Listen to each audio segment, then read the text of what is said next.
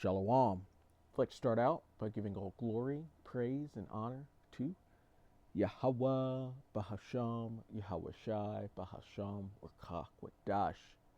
Double honors to the elders and apostles of the Great Millstone.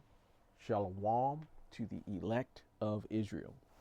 This is the Mayim in Atlanta, and I've got pulled up on the screen straight from Apple.com from their newsroom the announcement of the digital ID that they are about to roll out. And so this came out November 12th, 2025, and it says, or it was updated November 12th, 2025, but it says Apple introduces digital ID, a new way to create and present an ID in Apple Wallet. It says the digital ID offers a secure and private way for users to create an ID in Apple Wallet using information from their U.S. passport and present their ID with iPhone or Apple Watch. And, this isn't really that crazy of an idea, which you should question, because why can't you just take a picture of your ID front and back and use that as presentation? I actually keep a folder within my phone that has my driver's license, it has my fishing license, it has other IDs that I need to use front and back, just in case I, forget my wallet. So why is this such a big deal? Why are they introducing a digital ID over in the UK as well? Well, we'll try to figure that out. Well, it says Apple today announced the launch of digital ID, a new way for users to create an ID in Apple Wallet using information from their U.S. passport and present it with the security and privacy of iPhone or Apple Watch. At launch, digital ID acceptance will roll out first in beta at TSA checkpoints, TSA checkpoints at more than 250 airports in the U.S. for in-person identity verification during domestic travel, with additional digital ID acceptance use cases to come in the future. So this isn't the first and last stop. They plan to expand this to where it could be accepted in many other places. But it says digital ID gives more people a way to create and present an ID in Apple Wallet, even if they do not have a real ID compliant driver's license or state ID. Digital ID is not a replacement for a physical passport and cannot be used for international travel and border crossings in lieu of a U.S. passport. So what's the point if you still have to keep the physical version on you? And on your, thinking of your driver's license, they do have a barcode on there. I'm pretty sure taking a picture of it and putting it on a barcode reader, it still reads the same barcode. And so really what is the point? And it's all gradualism. That's how these devils work. That's how the oligarchy, the small group of rulers of this world work. They gradually change behavior incrementally with small increments to get people where they want them to go, which they ultimately want to stick an RFID microchip into your body. They want to put that in you to basically track you like cattle, so that they can control and see where you are buying and selling. And if you do something out of line, they can just cut that off to cut you out of society. That's ultimately where they want to go, and they're doing this incrementally or gradually. And then so search digital ID UK as well, because we saw this roll out about a month ago, or at least the announcement of it. And so we're seeing the digital ID in the UK. We're seeing it in some other places as well. Then we're seeing Apple talk about their digital ID program, and people are against it. It says the UK calls up armed forces veterans for digital ID soft launch. And when they push out the actual MOTB with the RFID micro C-HIP, they're going to be using the armed forces as guinea pigs for that as well. In which I've heard that they already do this. That they already put these micro CHIPs into the armed forces. It says digital ID. Danes and Estonians find it pretty uncontroversial. Because up in those Scandinavian countries, they're already doing this. They're already taking the micro CHIP. They've rolled this out to some people, or some countries are a lot more likely to take it than others. And you see them kind of use certain countries as testing grounds, like China. They're use China to test out the social credit system that they have over there. And these are all going to pair together. The digital ID is going to gradually transform into the MOTB, where they want to put it into you, and they're going to use a social credit system to monitor you and to guide you. And we're going to take a look at steps to take for gradualism in just a second. Just also saw this where it says five key arguments against a mandatory digital ID. It says mission creep. Digital ID will not stop at right to work checks. It could also be used for renting, benefits, age verifications, and voting. And yeah, absolutely. So I've been mentioning gradualism. They'll gradually do this, incremental step after incremental step. And they even said it within that article. They said they have 250 locations now, and just for passports, but there's more to come. Checkpoint society, we'd all be forced to carry a digital pass to go about our daily lives. Honeypot for hackers and foreign dictators. They expose not just names and emails, but intimate details of people's lives. Digital discrimination. It would create barriers for people with disabilities, low income, or elderly with reduced online access, and then even pair that with the social credit system. And yeah, they want to be able to do this. This is undemocratic and illiberal. The British public has repeatedly rejected ID card schemes.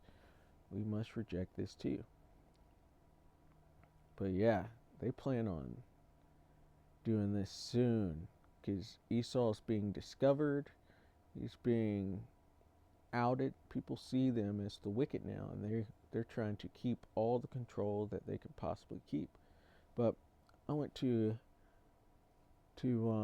ChatGPT earlier, and I asked it how to gradually change behavior via technology. And so it gave me a rundown, and that's what we're going to go down. But first, actually, let's ask ChatGPT, what is gradualism?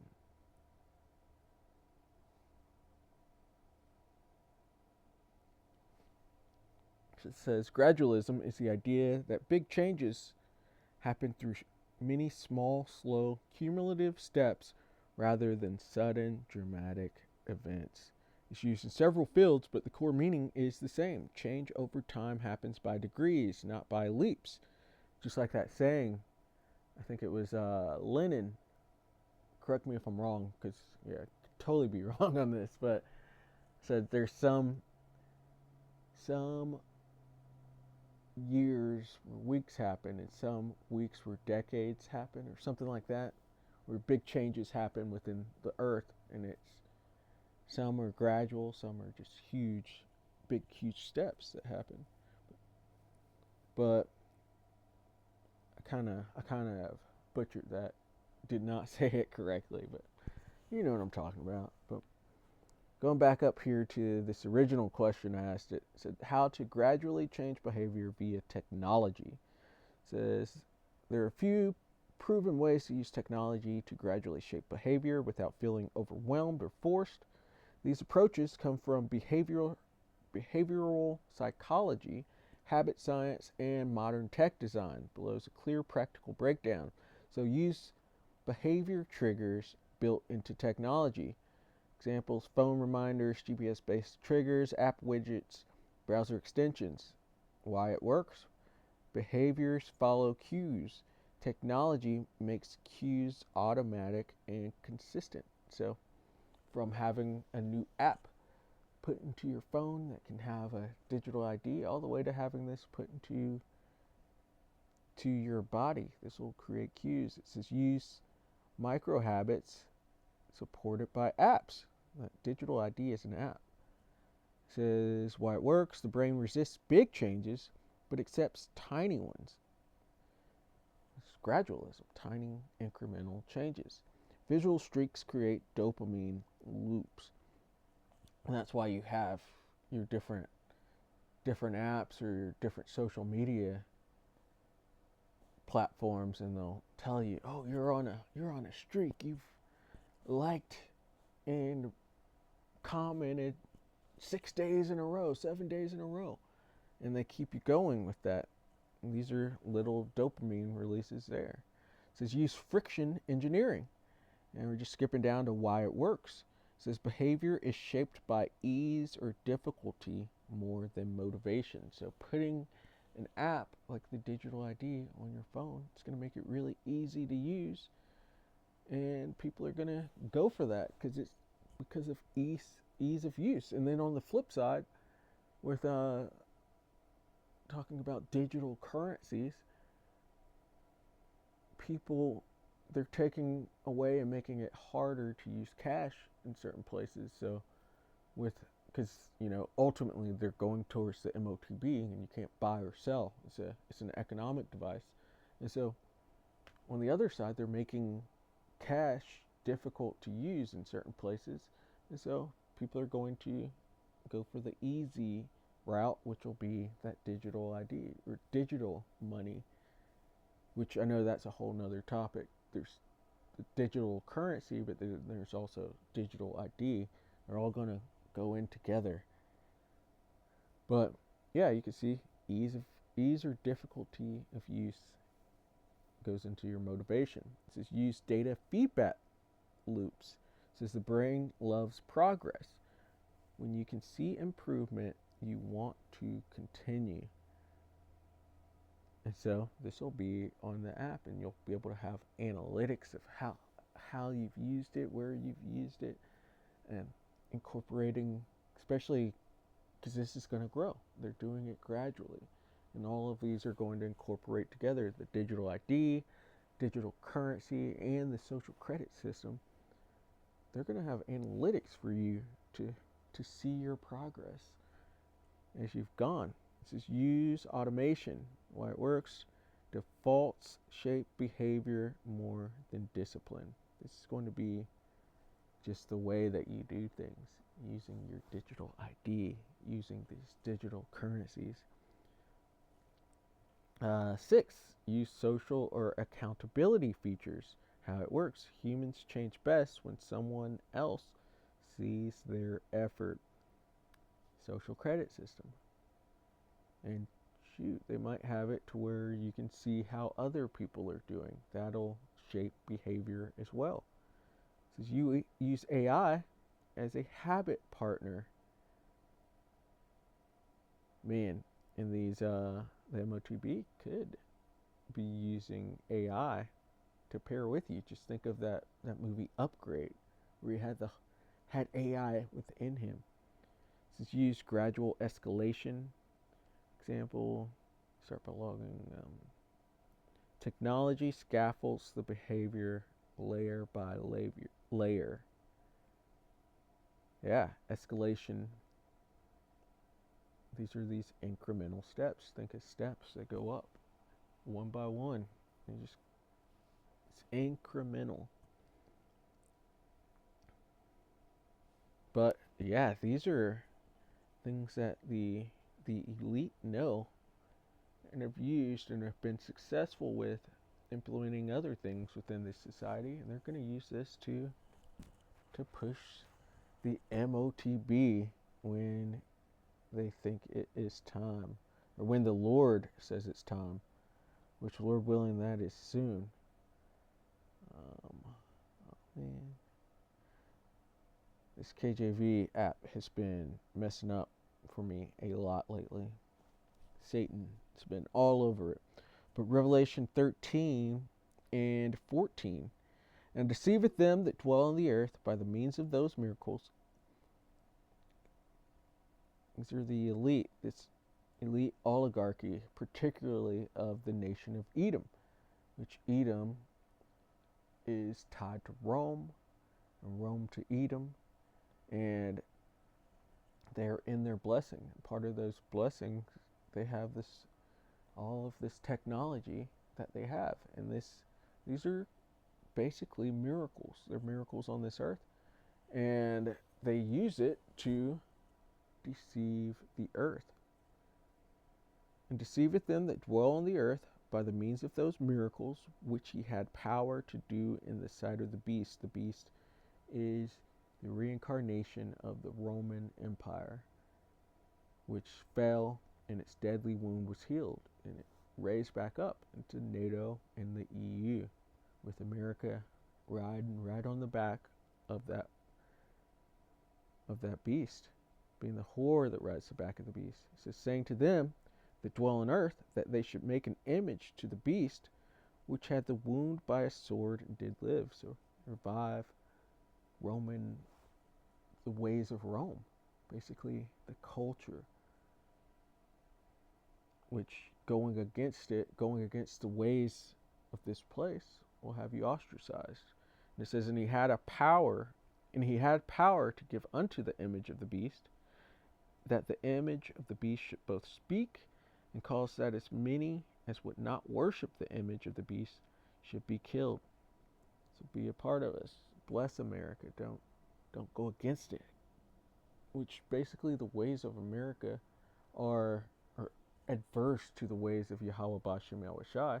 But living here and being here, you have to, at least up until these times, up until MOTB times, you still have to kind of go under the radar and appear to be going with the culture of this place.